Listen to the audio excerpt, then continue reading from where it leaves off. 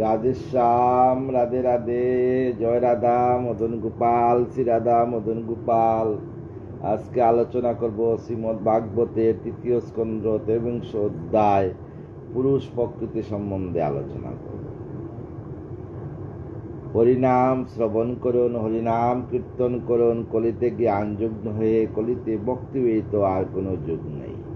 হরিনাম সংকীর্তন অত্যন্ত পুণ্যজনক, কামপদায়ক, পাপনাশক। উচ্চস্বরে হরিসংকীর্তনকারী ব্যক্তি নিজেকে সমস্ত সমাজের মঙ্গল করিয়া থাকেন। আপনার জন্য, আপনার পরিবারের জন্য, বিশ্বের শান্তির জন্য হরিনাম করবেন। রাধে কৃষ্ণ, রাধে কৃষ্ণ, কৃষ্ণ কৃষ্ণ, রাধে রাধে, রাধে শ্যাম, শ্যাম শ্যাম, রাধে রাধে। রাধে কৃষ্ণ, কৃষ্ণ কৃষ্ণ, রাধে রাধে, রাধে শ্যাম, শ্যাম শ্যাম, রাধে রাধে। রাধে কৃষ্ণ, কৃষ্ণ কৃষ্ণ, রাধে রাধে, রাধে শ্যাম, শ্যাম শ্যাম, রাধে রাধে। রাধে কৃষ্ণ, কৃষ্ণ কৃষ্ণ, রাধে রাধে, রাধে শ্যাম, শ্যাম শ্যাম, রাধে রাধে। রাধে কৃষ্ণ, কৃষ্ণ কৃষ্ণ, রাধে রাধে, রাধে শ্যাম, শ্যাম শ্যাম, রাধে রাধে। তপ্ত কাঞ্চন গৌরাঙ্গিনী রাধে বৃন্দাবনেশ্বরী, বিশ্ববানু সুতাঙ্গে প্রণমামি হরিপ্রিয়। পুরুষ প্রকৃতি সম্বন্ধে আলোচনা। ভগবান কহিলেন, শুনগ জননী, নিগুণ সে পরমাত্মা হয়নি আপনি।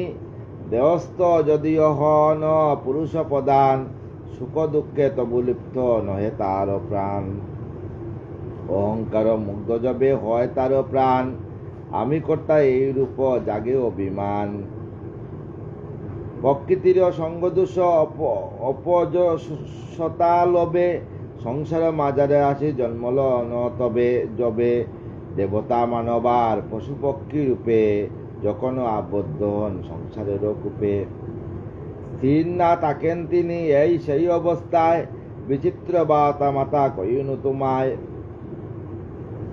পুরুষ প্রকৃতি, পুরুষ সংসারে যখন আসিয়া কর্তা হয়ে দাঁড়ান, তখন অহংকার যখন চলে আসে, তখন আর গোবিন্দ পাওয়া যায় না। সংসারে অর্থ যত মিথ্যা সমুদয়, তথাপি সংসার কবু নির্বৃত্ত না হয়। স্বপ্নে শিরচ্ছেদ দুঃখ অনুভূত হয়, তথাপি জানিবে তাহা সত্য নাই হয়। স্বপ্ন সম অবাস্তব নাই তাতে ভুল, বিষয়ের চিন্তা সদা অনর্গের মূল।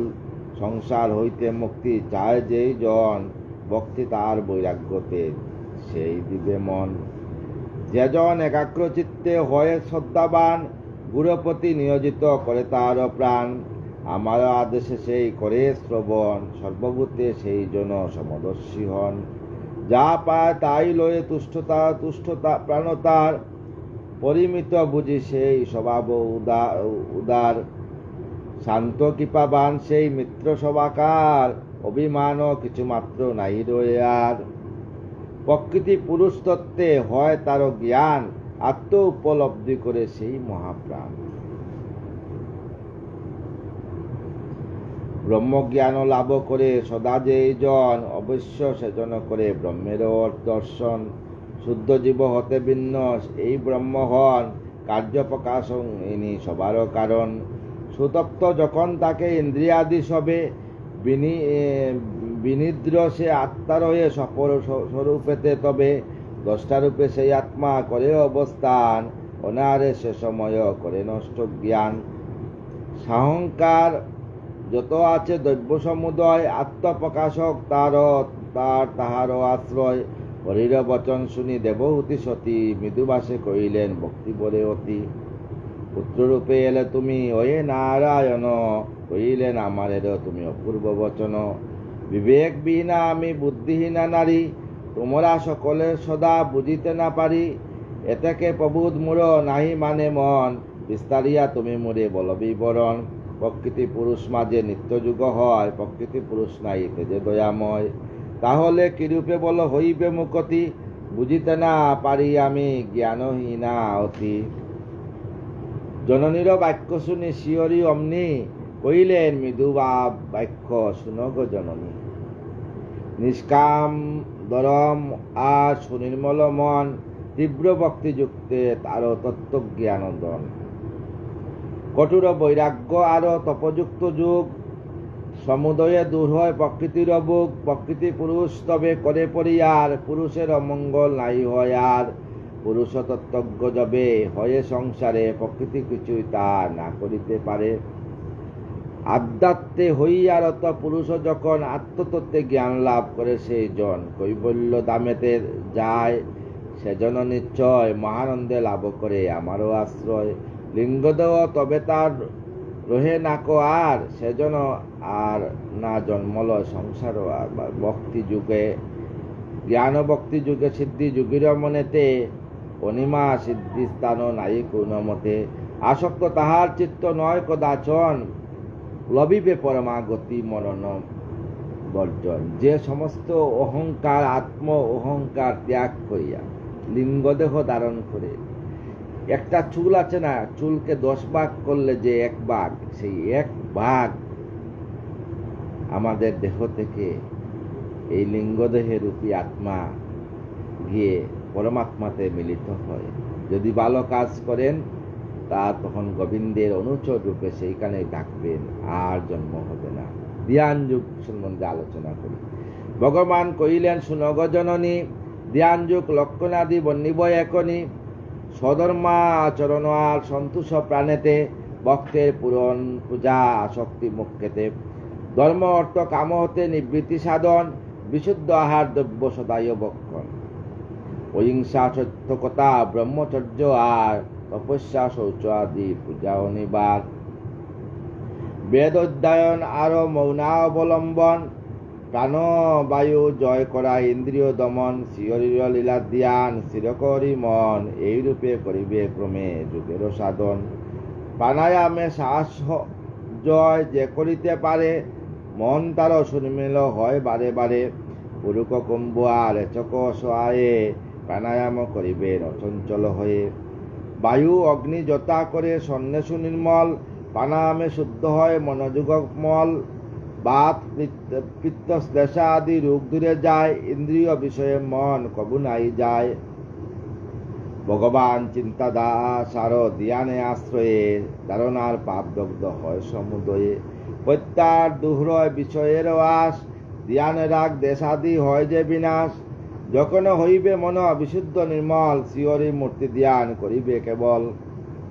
নাসাগ্রে রাখিয়া দৃষ্টি সমাহিত মনে, চতুর্ভুজ মূর্তি ধ্যান করে সর্বক্ষণে। প্রসন্ন বদনে তার রক্তিমলোচন, নিরুৎপল দলসাম প্রভু অস্ত্র বিভূষণ। রমণীয় পীতবস্ত্র কৌস্তবশোভিত, বনমালী কবুকত রত্নে অলঙ্কৃত।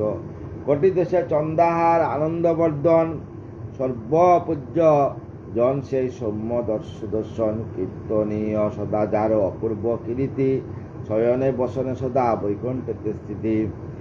নখেতে যোজনা প্রভা, নাকি করে দূর, বজ্রাঙ্কুশ দজ পদ্ম চিত্র সমুদর। পদে যার গঙ্গা স্থিতা, পুত্র সেই সুত বাড়ি। ব্রহ্মার জননী লক্ষ্মী নিজে সেবে যায়, গরুর লইয়া কাঁদে আকাশে বিহায়। ব্রহ্মার আশ্রয়স্থল যার নাভি মূল, লক্ষ্মী আবাস বক্ষ জগতে অতুল। যাহার আশ্রয়ে সব দেবতা উজ্জ্বল, একচিত্তে বাবতার বদন কমল। শ্রীহরির প্রীতি অঙ্গ ভক্তি সহকারে, হে জননী ধ্যান তুমি করো বারে বারে। এইরূপ করিলে ধ্যান রয়ে না বিকার, যোগীর মনে হয় পুলক সঞ্চার। প্রেমে অঙ্গ পুলকিত হয় যে তাহার, নয়নে আনন্দ অশ্রু কজরে বাড়ি বা অনিবার। পরম আনন্দ যবে চিত্ত করে লাভ, বিষয়ে আসক্ত হয় তাহার স্বভাব। দেহাদি উপাধি শূন্য হইয়া তখন, অন্ডজ আত্মারে হেরে যত যুগীগণ। দুঃখ সুখ দুঃখাতীত হয়ে তাহাদের প্রাণ, পরম ব্রহ্ম মহিমার হয় অবসান। আপন স্বরূপে প্রাপ্তি হইবে যখন, নশ্বরে দেহ জ্ঞান নার হয়ে তখন। দেহ হতে আত্মা ভিন্ন নাই নানি জানিও সদাই, এই উভয়ের মাঝে কোনো ধ্যান যুগ নাই। ইন্দ্রিয় ভূত মন জীবে আদি যত, আত্ম হতে ভিন্ন তারা হয়ে অবিরত। জীবসংজ্ঞা আত্মা হতে শূন্য শুনগ জননী, ব্রহ্মসংজ্ঞা আত্মা হন পূর্বক প্রভৃত আপনি। সর্বভূতে আত্মা হেরে যত যুগী জন, আত্মাতে সকল ভূত করে দর্শন। দেহে আশ্রিত আত্মা গুণবৈষম্যতে নানারূপে বোধয় বিভিন্ন জীবেতে বিস্ফুলিঙ্গ কাষ্ঠমূল অঙ্গার হইতে স্বতন্ত্র যেমন অগ্নি জানবিধি মতে সেইরূপভূত জীব প্রকৃতি ইন্দ্রিয় পরমাত্মা ব্রহ্মানয়ে জানিবে নিশ্চয়। অংশযতা অংশীয়তে ভিন্ন কবু নয়, ব্রহ্মজীব সে ভাব জানিবে নিশ্চয়। এক অগ্নিশাস্ত্র বেদে নানাভাবে জ্বলে, জীবাত্মা বিভিন্ন দেহে সেইভাবে চলে। ভক্তি যুগে সংসার বর্ণ কিভাবে সংসারে থাকিয়া ভক্তি যুগে মাধ্যমে সংসার পরিচালনা করবেন, এই নিয়ে গোবিন্দ বলছেন। ধ্যান যুগ, হৃদয় সিংহাসনে প্রভুকে রেখে বলছেন, তুমি প্রভুকে রেখে ধ্যান করো, প্রভু সমস্ত আশা পূরণ করবে। কিন্তু শ্রদ্ধার সঙ্গে ভক্তি দুইটাই আসতে হবে, না হইলে ধ্যান হবে না। দেবহূতি বলে পুত্র করো অবদান, ভক্তির লক্ষণ করো হয়ে যত্নবান। জীবের সংসার গতি বলো আমারে, মুমুক্ষ মানব যায় পারে তরিবারে। যার বয়ে প্রজা সব পুণ্যকর্ম করে, কালের লক্ষণ বলো আমারও গোচরে। অজ্ঞানতা কারণে যারা আসক্ত সংসারে, আবির্ভূত তুমি তারও দুঃখ দূরিবারে। শুনিয়া জননী বাক্য কপিল সুমতি, প্রশংসা করেন তারে প্রীতিহ নতি। ধীরে ধীরে ভক্তিযোগ করে তো কহে ততপর, দেবহূতি পাইলেন প্রশ্নের উত্তর।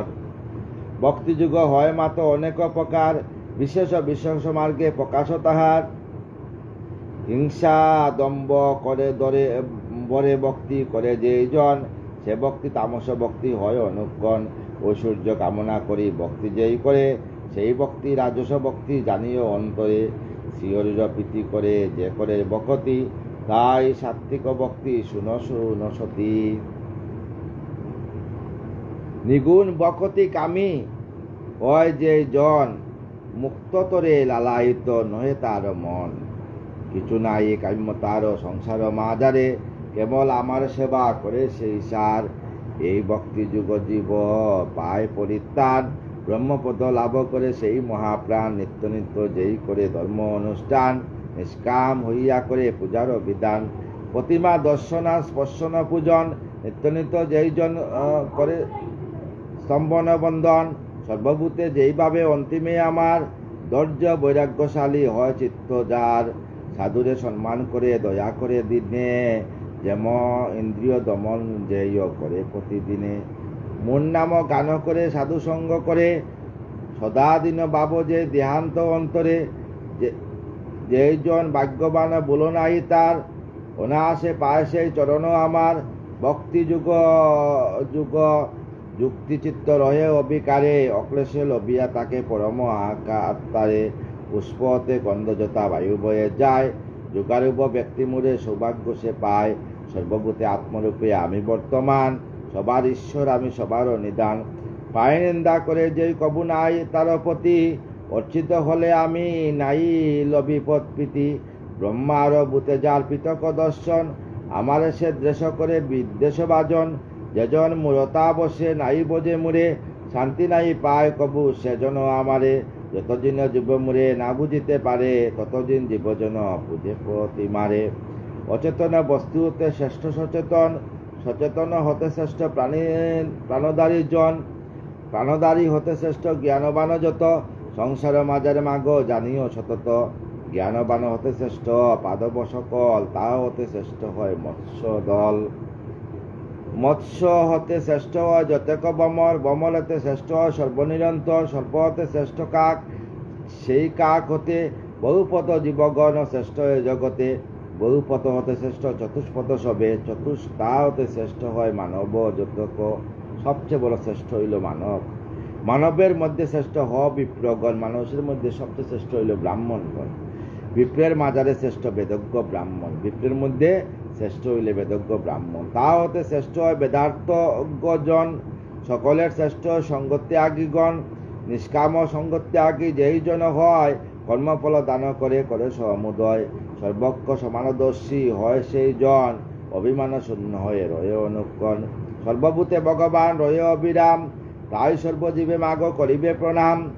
যুগ আর ভক্তি বলে শুনগ জননী, পরম পুরুষে লাভ করিবে আপনি। পরমাত্মা ভগবান নিয়ন্তা সবার, প্রধান পুরুষ রূপী হন অনিবার। দৈব মাঝে যেই বস্তু অভিহিত হয়, আমি ছাড়া সেই দৈব আরো কিছু নয়। ভূতগণ অভ্যন্তরে করিয়া প্রবেশ, ভূত যুগে ভূতে যেই করে নিবেশ। সংসারের বিরাজিত যে কাল বয়াল, শ্রী বিষ্ণু রূপে সৃষ্ট হয় সেই কাল। বিষ্ণু সবার প্রভু, যজ্ঞ ফলদাতা, সবারও কারণ তিনি, সবারও বিধাতা। কালের নায়ক বন্ধু, প্রিয় বা প্রিয়, অমর্তক নাকি তাকি নিজে প্রমত্ত দংশয়। তাহার বয়েতে সদা বাবিছে পবন, তাহার বয়েতে রবি দিতেছে কিরণ। তাহার আদেশে বৃক্ষে ফুটে বহুল ফল, তাহার শাসনে সদা রয়ে নদী জল। সবকিছু তার। জলদি তাহার বয়ে করে না করে প্লাবন, জল তার বয়ে তাহারও আদেশে দীপ্ত হয় হতাশন।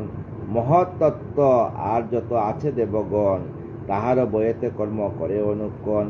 সকলেরও আদিকর্তা সেই নারায়ণ, অনাদিরাদি গোবিন্দ, যমের মৃত্যু দ্বারা করেন নিধন। সকলের অহন্তক সকল সময়, আপনি অনাদি তিনি অনন্ত অধ্যায়।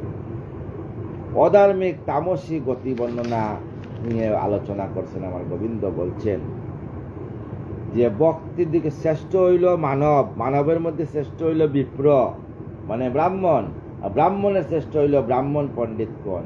পণ্ডিতগণের শ্রেষ্ঠ হইল যে ভাগবত ব্রাহ্মণ এই হরিনাম সুন্দরভাবে প্রচার করে সেই। তাই হৃদয় সিংহাসনে প্রভুকে রেখে বলছেন যে হৃদয় সিংহাসনে প্রভুকে রেখে যদি নাম করেন, প্রভু আপনার শ্রদ্ধার সহিত নাম করতে হবে। শ্রদ্ধা না আসলে ভক্তি আসে না, আর ভক্তি না আসলে গোবিন্দের চরণ পাবেন না। ভগবানও কইলেন, শুনগ জননী, আরো কিছু তত্ত্ব কথা কইব এখনি। মেঘ যথা বায়ু দ্বারা হয় বিতাড়িত, তথাপি না জানে তার শক্তি অবগিত। কালেতে চালিত তথা জীব সমুদয়, তথাপি বিক্রম তার জ্ঞান নাই হয়। মেঘ যথা বায়ু দ্বারা এই শীতকালে ঠান্ডা পড়লে সমস্ত জল শুকিয়ে বাষ্প হয়ে আকাশে জমে গিয়া মেঘ হয়। আবার বাতাসে চালিত হয়ে বরফ গলে বৃষ্টি হয়। মেঘ যথা বায়ু দ্বারা হয় বিতাড়িত, তথাপি না জানে তারা শক্তি অবগত। শক্তি অবগত জানে না কিছু কিছু মানুষ। কালেতে চালিত তথা জীব সমুদয়, তথাপি বিক্রম তার নাই জ্ঞাত নাই হয়। যে অর্থ তাহারা কষ্টে করে উপার্জন, ভগবান কাল তার নাই অনুকণ। কষ্ট করিয়া যে অর্থ উপার্জন করে, পুত্র কলত্রাদি সহ গৃহক্ষেত্র দন চিরস্থায়ী বলে সদা জানে যে জন। বলে এই তো সব চিরস্থায়ী, কিন্তু স্থায়ী নাই, দেহটাও স্থায়ী নাই। মোহমুগ্ধ হয়ে জীব আপন অন্তরে অনিত্য বস্তুর সদা নিত্য জ্ঞান করে। যে জুনিতে জন্ম লয় আপন স্বভাবে, সেই জুনি সুখকর বলি মনে ভাবে। নরকস্থ হয়ে জীব মায়ায় মোহিত, তেজিতে নরক দেহ নারে কদাচিত। দেহ নারী পুত্র পশু গদ্য আর দন, এতক আসক্ত তাকে দৈন্যভাবে মন। কাজেই তাহারা কবু মুক্তি নাই পায়, দুর্মতি তাহারা অতি নাই কৌ পায়। সাধু সঙ্গ নাই করে কবু যে জন, গুরু সেবা নাই করে কদাচ।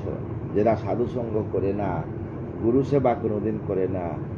গুরু সেবা বলতে শুধু ভজন গুরু নয়, মাতা গুরু, পিতা গুরু, গুরু জ্যেষ্ঠ ভাই, তার চেয়ে অধিক গুরু বুঝিলে না পাই। আর সাধু সঙ্গ, এমন সাধু সঙ্গে সঙ্গ করতে হবে, সাধু বিশাল বড় অর্থ।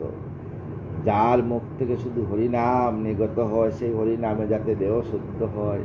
খালি পোশাক পরিয়া তিলক করলে সাধু বলা হয় না। সাধু শব্দের বিশাল বড় অর্থ। আমারে না বোঝে যে স্বার্থপর হয়, নানা বাসনায় মন সদামুগ্ধ হয়। পুত্র পরিবার তরে সেই মুরজন, চিন্তায় বিমগ্ধ হয়ে সদা তার মন। নানারূপ অপকর্ম করে যেই জন করে, গৃহধর্মের অত হয় প্রফুল্ল অন্তরে। মোরে অন্ধ যত জীব তারা অহরহ, মন্দ কর্ম করি করে অর্থের সংরজ্ঞ। চুরি ডাকাতি করিয়া অর্থের সংরজ্ঞ করে সংসার বাঁচানোর জন্য 2 নম্বরই কাজ করে এদের করে। যারা অর্থের চিন্তা যারা পপরিত হয়, দিন আর সুবাহীন হয় সুনিশ্চয়। জীবিকা বিনষ্ট হলে আবার সে জন নিষ্ফল চেষ্টায় চায় উপরের দন। অক্ষম পোষণে পুত্র কলত্রাদি যত, দীর্ঘশ্বাস যেই জন চারেও বিরত। নির্দ কৃষক বৃদ্ধ বিষে না আদরে, রমণী না করে যত্ন সে বৃদ্ধ পতিরে। এই রূপে ক্রমে ক্রমে রুকে ধরে দেহ, তবু হরির চিন্তা নাই করে কেউ, তবু হরির চিন্তা করে না। এই যে সংসার তরি পার হইব, এই চিন্তা কেউ করে না। ক্রমক্রমে কাল আসি করে তারে গ্রাস, অজ্ঞান হইয়াতে যে অন্তিম নিঃশ্বাস। অনন্তর যমদূত করিয়া আগমন, তারে লইয়া যায় করিয়া বন্ধন।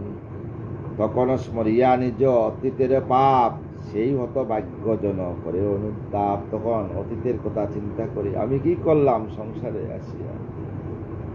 ক্ষুধায় তৃষ্ণায় হায় হয়েছে কাতর, কষায় আঘাত করে পৃষ্ঠের উপর।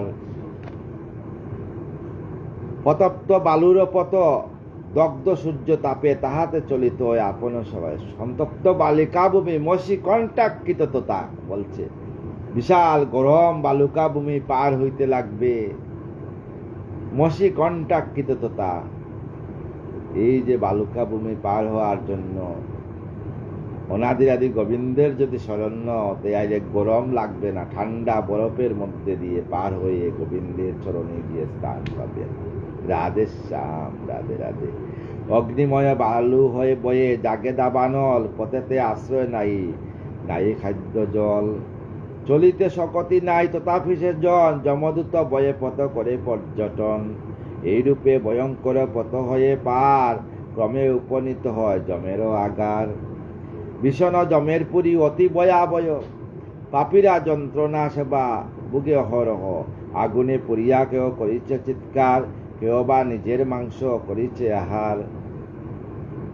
ভীষণ কুকুর আর গিদ্দিনীর দল, খাইতেছে অস্ত্র অন্ত্র আদি করি কুলাহল। কোথাবা বৃশ্চিকার বিষধর গণ, নিরুপায় পাপীদের করিছে দংশন। কোথাও পাপীরে দহ কাটে যমদূত, যমরাজের পুরীতে কি হয় শুনেন। কোথাও বিদীর্ণ করে গজাদি অদ্ভুত, এইরূপে নরকের গুরু যাতনায় নিরন্তর পাপী কোন অতি কষ্ট পায়। তামিশ্র অন্ধ তামিশ্র রৌরব নামেতে, সেসব নরক আছে বর্ণিত শাস্ত্রেতে। নরনারী সে যেই হোক পাপ করে যদি, ভয়ঙ্কর সে নরক বুকে নিরবধি। অন্তিমেতে যবে জীবে তেজে কুলে বর, কর্মফল যায় সে সাথে নিরন্তর। পাপরূপ পাতায় সে লয়ে নিজ সাথে, নরকে প্রবেশ করে ভুলো নাই তাতে। অধর্ম যে জন করে হয় অধার্মিক, ভীষণ নরক সেই বুকে সে ঠিক। নরক বুকের পর সেই মূরজন, কুকুর শুকর জন্ম লবে অনুক্রম। এই মানব জন্ম সার্থক করিয়া যদি মানব জন্ম সার্থক হয় না, তাহলে কুকুর জনিতে জন্মগ্রহণ করবেন, শুকর জনিতে জন্মগ্রহণ করবেন। এ ক্রমে ক্রমে পাপ হয়, পাপ হলে কয় আবার মানব জন্ম লয়ে সেই লয়, আবার মানব জন্মে ফিরে আসবে। এক ব্রাহ্মণ আর ব্রাহ্মণী ছিল। এই ব্রাহ্মণ আর ব্রাহ্মণের ঘরে একদিন আমার গোবিন্দ রাজার বেশে আসিয়া উপস্থিত হইলেন। আগেকার দিনে তো আর ট্রেন ছিল না, বাস ছিল না, ঘোড়া ছিল। ঘুরতে ঘুরতে ঘুরতে ঘুরতে গোবিন্দ আসলেন রাজার বেশে ব্রাহ্মণের ঘরে। অন্ধকার হয়ে গেছে, কোথায় যাবেন? রাজামশাইকে দেখে ব্রাহ্মণ যথাসম্ভব পুষ্পাঞ্জলি বাদ্য অর্ঘ আসমন দিয়ে বসাইলেন। বললেন, প্রভু বলে রাত্র হয়েছে, তোমার ঘরে আশ্রয় দেবে? বলছে, নিশ্চয় দেবো, আমি তো ব্রাহ্মণ। কিন্তু ব্রাহ্মণী খুব দুষ্ট ছিল। রাত্র হয়ে গেছে, ব্রাহ্মণ কি করলেন? ব্রাহ্মণী 2 তাল কলা পাতার মধ্যে রান্না করিয়া রাখছে, বলছে আমি আমারটা থেকে রাজাকে দেব না। তখন ব্রাহ্মণ কি করলেন? নিজে না খেয়ে রাজাকে দিয়ে দিলেন। রাজামশাই বললেন, প্রভু আপনি সে বানিয়েছেন? বলে, হ্যাঁ আমি নিয়ে এনেছি কবেই। রাত্রে যখন ঘুমাইতে যাবেন, ব্রাহ্মণ একটাই সিরা কাটা, আর কিছু ছিল না। ব্রাহ্মণী বললেন, দা দিয়ে টুকরা করিয়ে অর্ধেক নিয়ে ব্রাহ্মণে শুয়ে পড়লেন, আর ব্রাহ্মণকে অর্ধেক টুকরা। ব্রাহ্মণ কি করবেন? রাজাকে দিয়ে সুন্দর করিয়ে শুয়াইয়ে আর রাজার পদসেবা করতেছেন ব্রাহ্মণ। রাধেশ্যাম তোমার কি লীলা। আর ব্রাহ্মণী ওইখানে শুয়ে আছে, বুড়ে উঠছে রাজামশাই, সূর্য উদয় হচ্ছে, ঘুম ভেঙ্গেছে, দেখেন রাজার পায়ের নিচে ব্রাহ্মণ পড়ে আছে, মৃতদেহ, প্রাণ চলে গেছে ঠান্ডায়। আর ওইদিকে ব্রাহ্মণী চুলার পারে, হ্যাঁ, ওইখানেই পরে মৃত্যু হয়ে গেছে। তারপরে একদিন রাজাকে নারদ মুনি বললেন, হে রাজা, দেখছেন আপনি যে বাড়ি গিয়েছিলেন ব্রাহ্মণের খেলা, আবার দেখতে চলেন।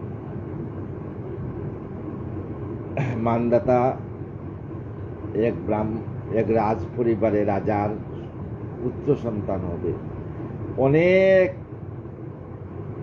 কবিরাজ আনা হয়েছে, কিন্তু কেউ আর প্রসব করাইতে পারেন নাই। তখন অনাদিরাদি গোবিন্দ নারদকে বললেন, নারদ তুমি যাও। নারদ কি করলেন? নারদ এই রাজাকে নিয়ে গেলেন, রাজাকে সঙ্গে করে নিয়ে গেলেন। রাজাকে নিয়ে বললেন, রাজা আপনি থাকেন।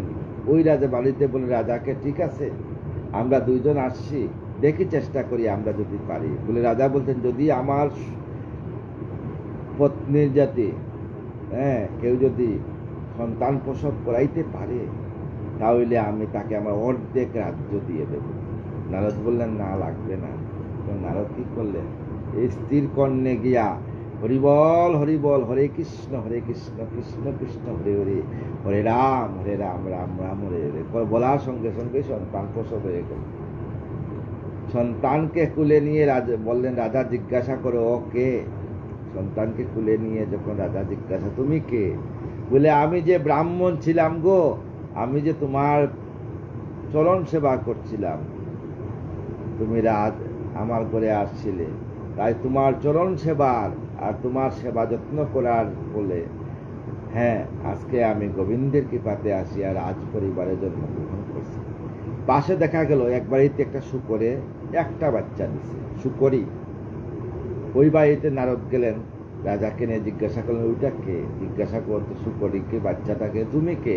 বলে, আমি সেই ব্রাহ্মণ নি, আমি কোনোদিন সমাজের সেবা করি নাই, কোনোদিন অতিথি সেবা করি নাই, কোনোদিন সাধু সেবা করি নাই, কোনোদিন গুরু সেবা করি নাই।